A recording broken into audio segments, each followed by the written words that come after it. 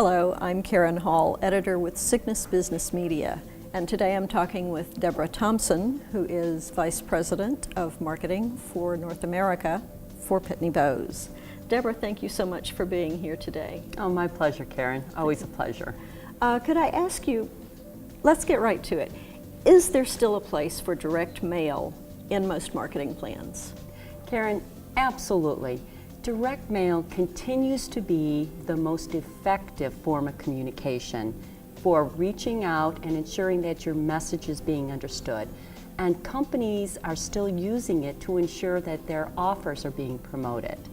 What's different is people, consumers of information, they're looking for multiple channels to get their information from. So while it's still a very dominant, it's not the only channel.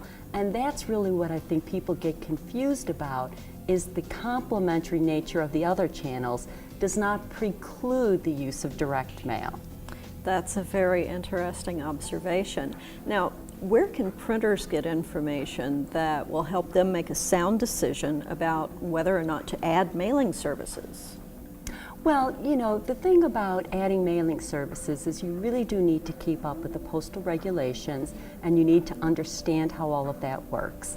And so Pitney Bowes has information that is available through the professional services and education offerings. So actually that's something that we're very, very good at, and we like to do to support the printing companies we work with. Excellent, excellent. Now, what do you think are the most significant factors affecting mail service providers today? I think mail service providers today are really being challenged by the different forms of technology and how technology is really infiltrating our lives. And you know, if you look at, for example, the theme of this particular event, you know, embracing technology, it's all about how technology can be applied to help you get your message across. One of the technology areas we're extremely interested in is a technology around the QR codes, because QR codes helps to bridge the physical and the digital communications. And so it's a natural asset for companies in this market to invest in, to really support the business model they've traditionally had and yet bridge to the future. Oh, you make an excellent point. Now, one last question for you. Can you explain the advantages to adding personalized messages to mail pieces? Oh, absolutely. It's all about having a dialogue. People have been just bounded with just too much information through all of the different channels. And so we know that your message is getting across more when you use different channels.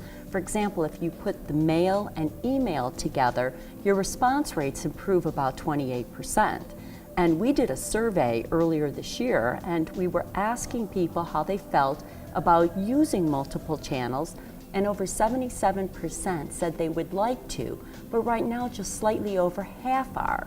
And the challenge that they're having is using and absorbing the communications and the different methodologies. But from the consumer side, that's how they want it received. They want the right channel at the right time with a personalized message. And it's all about knowing who I am as your customer and then delivering the right message to me through the right channel at that point in time.